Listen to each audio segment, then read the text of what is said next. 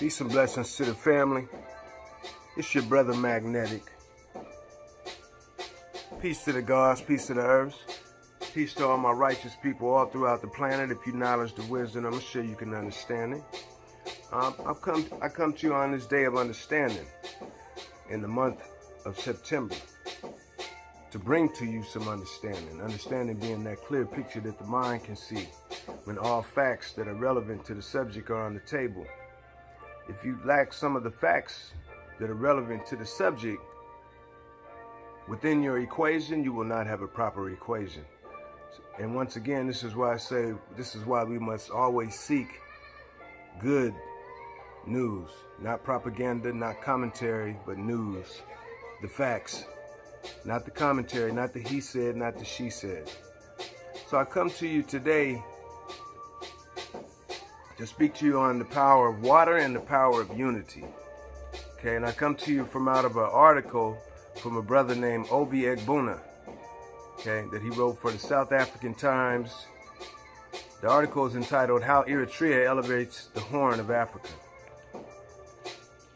Now, if you've watched some of the other videos that the God Inf has posted, I've spoken on the Horn of Africa, which is a very pivotal part of the world, because this is where at least more than 3/4 of all the world's trade comes through by way of the Suez Canal. This is a part of Africa that's connected by the Nile. Now, we know that the Nile starts out in the hills of Ethiopia, and then it goes through 7 other countries all the way to end up in Egypt. So, in past times, colonial times, there were agreements that were made that gave Egypt control over the Nile. And it made it to where there were many other countries within the Horn of Africa that couldn't get enough water. So they can't grow enough plants. Okay? There's dry seasons. Water is the substance of life. And once again, we're talking about the power of water and the power of unity. And the groups and the things that have been done to destabilize the power of our water and the power of our unity. So in the Horn of Africa, which is sometimes mistakenly referred to as the Middle East, we see 3 primary forces in the world spotlight today. One being Ethiopia and Prime Minister Abiy Ahmed. Brother got the 2019 Nobel Peace Prize. Okay? The other one being EPLF's and Eritrea's president, Isaias Afwerki. Okay? Then we have the TPLF, who are from Aksum, which is the region which is between Ethiopia and Eritrea. Okay? Where they say a lot of the holy monuments are and whatnot, you know, the Lalibela and whatnot, a lot of the holy churches. We're not sure who the leader of this TPLF unknown group is, but we can see a lot of their works, and we're going to talk about a lot of their works within this. Okay, but we know that the West is backing them, wants to send them supplies. We know that they have connections to the State Department,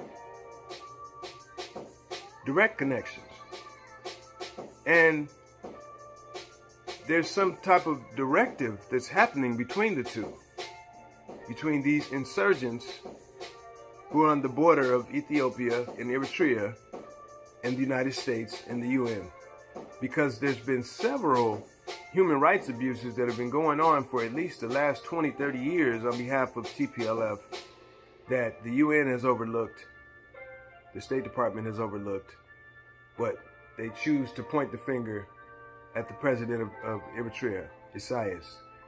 Why? You'd have to really study into the subject to really fully understand, but I'll say, it's my opinion that what Isaias Afwerki and the EPLF were able to do in their 30-year struggle, they don't want Africa to be able to do that. And they did it without UN money. They did it without NGOs. They did it without foreign assistance. They did it with interdependence. They took 9 different ethnic groups and brought them together and took the power of that unity. Remember I said with the power of water and the power of unity. They use that power of unity to bring themselves to where they are today. And not only to bring Eritrea to where it is today, but to reach out to the brother, sister country, Ethiopia, and form in 2019 a peace agreement between Eritrea and Ethiopia after 30, maybe 40 something years of bloodshed and fighting between the two countries. They were able to bring this unity together, and that's why the brother was given a 2019 Nobel Peace Prize. So I would say that anyone who would work against the terms of this agreement of peace would be considered a peace breaker, considering how much time and energy went into making this peace agreement. How many people lost their lives, man, you know, and now peace. Your brother reaching his hand out. Anybody who would go against that would have to be considered a peace breaker. If we say it's a time of peace and everybody say peace, and this guy come and, you know, he want to bring some beef and bring up some old stuff or bring up some stuff that's not even relevant, that's a lie, who is he? He's the peace breaker. And we know this person have a different interest. All of the tribes of Ethiopia, all of the tribes of Eritrea, even Somalia and Sudan, they're all on board. They're saying unity for the Horn of Africa. The only one group that's standing out and going against this unity is the TPLF.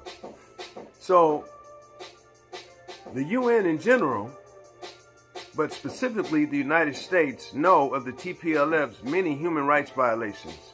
Number one, robbing the national armory of Ethiopia. They robbed Ethiopia's armory and stole a whole bunch of guns and, you know, military equipment. That's what TPLF did. 22 unprovoked attacks on Eritrea with rocket launchers.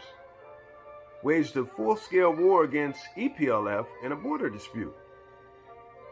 Expelled 77,000 Eritreans and Ethiopians from Ethiopia, whom they thought were, you know, in favor of Eritrea or not working with their, you know, regime.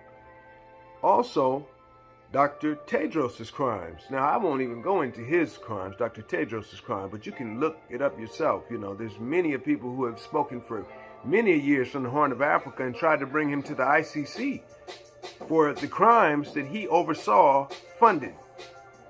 I'm talking about Tedros from the World Health Organization. Yeah. Okay. And there's been several attempts on Abiy Ahmed's life. Okay, on the part of TPLF to destabilize his efforts, not only to bring Ethiopia together and reach out his hand to Eritrea, but to destabilize his efforts with the Grand Ethiopian Renaissance Dam. Said his TPLF in the past has killed one engineer on the project, and many others' lives have been threatened. So they make it an uncomfortable environment for an engineer or people to work on this Grand Ethiopian Renaissance Dam, threatening their lives, threatening their family. You know, that's a difficult work environment to have. If you're an engineer, you're trying to focus on building this dam and people talking about doing something to you. But these are the things that TPLF has been doing to prevent, once again, the power of water, the power of unity in the Horn, which is a power that can pretty much smash out any of the other problems. And it's the fact that we don't have full control of the water that causes a lot of the problems in the Horn. You see, Egypt is not really on board, y'all. Egypt is controlled by America. Egypt doesn't even want to consider itself a part of Africa, really. So we see Sudan, Ethiopia, Eritrea, Somalia unified, and Egypt also is against that unity and against us having the power of that water. Okay, so we got Egypt that's against the Horn of Africa getting the power of that water, and we got the TPLF working within Ethiopia against the unity and against Ethiopia and the Horn getting the power of that water. I think we see kind of a, right? Is today degrees of understanding? Do we see a clear picture? And the United States in league with TPLF and Egypt. Wow. Okay. Crystal clear picture. And on that subject, it brings me to Karen Bass, the chair of the U.S. Foreign Affairs Subcommittee on Africa, a person whom we must examine. She went from praising the peace agreement of 2019 between Ethiopia and Eritrea to asking for military intervention. She seeks to blame Eritrea for everything that's going on in the Horn that we see, the issues that we see going on, and will not examine the actions of TPLF in ringing terror throughout the Horn of Africa, from Asmara, throughout Oromo, through Amhara. The TPLF used the presidency of Meles, and even after that, up until now, to place their people into key places within the government, particularly in the area of finance, military, and medicine, to create what we would call the Tigray deep state of people planted not only within the structure of many Ethiopian institutions, but also apparently having a powerful lobby, aka special interest group, within Washington, D.C. and within the media. To the point where a lot of the media coverage is lopsided. It's not even really lopsided. They're just giving you pure propaganda from the notes that they were given from TPLF. They don't come to the other side, to Eritrea, to say, well, what do you think about this? See, that would be responsible media, to talk to both sides. That's not what's happening. They're reading the script of stuff, allegations that they're saying that are happening. If the allegations that they say were really happening of rape, of murder, that are happening on a daily basis, trust me, the UN would have brought Eritrea and Ethiopia to court with the names and the dates of the incidents and the people whom they killed. That's how that happens, because they want a reason to do that anyway. But since they don't have that, and the people whom they do have that are being killed were being killed by TPLF, usually wearing Ethiopian uniforms. This is documented. This is not me just saying this. If you start sifting through these facts, y'all, and start going through and talking to the people who are really on the ground, this is what we're getting. Most of the people of that region that they call Aksum are not with the program of this group, TPLF, because it's only a small group. It's like 6%. So they're like an elite who have cut a deal, obviously, with Western powers to, monopolize and control the area. But the rest of the people, they're not getting any of that. These are the people they're saying that, are not eating well and whatnot. But it's not because of the war. It's because this group is terrorizing the region.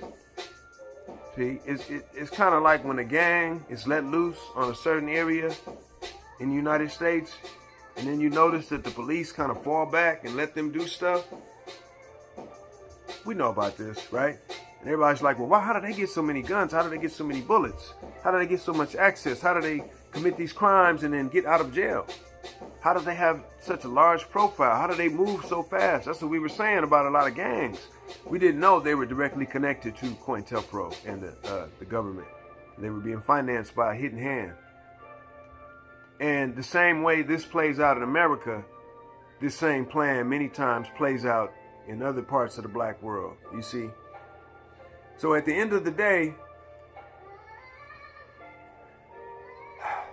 the Horn of Africa has united.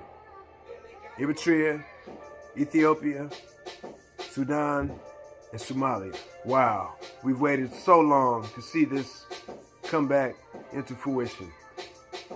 The dam is near completion. It's clear that the U.S. is using TPLF to distract this effort of Africa's Horn, having the power of its dam and having the power of unity. Two things that will make any group unstoppable. If you have the power of unity and you have the power of water. Anybody that stands against you, good luck with them. Because you can pretty much do everything you want to do. You don't have to ask nobody to plug in. You got your own source of power. Not only a physical source of power, but a unity source of power. To where when you have a problem, you can call your brother up. Somalia can call Ethiopia up. Ethiopia can call Eritrea up. Eritrea can call the Sudan up, right? They don't have to reach outside of that. That's real power. And after witnessing many failed imperialist attempts to saddle the Horn of Africa, it is clear that the Horn of Africa and its politics is a camel that only Africans can ride. It's your brother, Magnetic. Now, you can read over the article. I'm going to go ahead and put it in the comments below, and you can, if you have any questions and whatnot, you can contact me or you can contact Brother Obi Egbuna. And I thank y'all for listening, and I hope that you will investigate and look more into this subject, because this is a very powerful and pivotal part of the world, okay? And we see the U.S. moving out of Afghanistan, the military moving out of Afghanistan, taking their forces out of there. So where are they headed? Once again, it's your brother Magnetic. Peace.